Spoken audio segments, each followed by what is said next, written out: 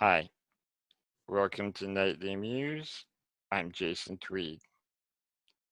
In 2003, I was in New Orleans, Louisiana, at a conference. And during a break, I went out and sat down next to the river overlooking the Great Mississippi. There was an old man sitting on the bench next to me, and after a few minutes, he just leaned over and said, "The economy's looking up. It's going to be a good Christmas." Thought this was kind of strange. And I said, "Oh, yeah? How do you know?" And he said, "Well, you see that barge out in the river? A few months ago, those barges were three-quarters empty. And today, they're about three-quarters full. When those barges are going upriver and they're full of containers, those containers are getting on trucks and they're going to be shipped out all over America in time for the Christmas shopping season.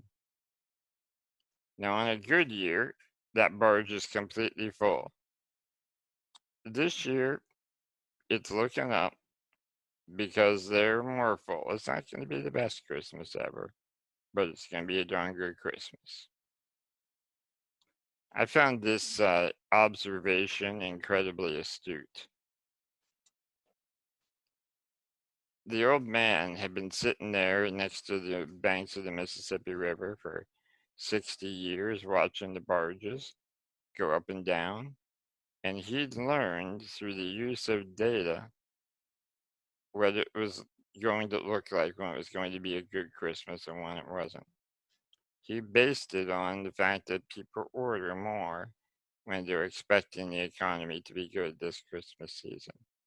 And 6 months prior, those items have to be on a barge going up the Mississippi on the way to the retail outlets. So COVID-19 is upon us. And right now, most of the economy of the United States is shut down. And people are starting to wonder when we're going to get back to it.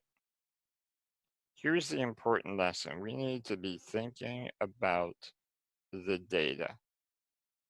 Lots of people have an agenda where they would like for the economy to bounce back, or they would like to play it safe and protect themselves and the ones that they love.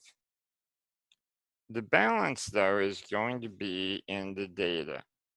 We need to be relying on scientists and medical professionals to make those decisions. They need to work with businesses.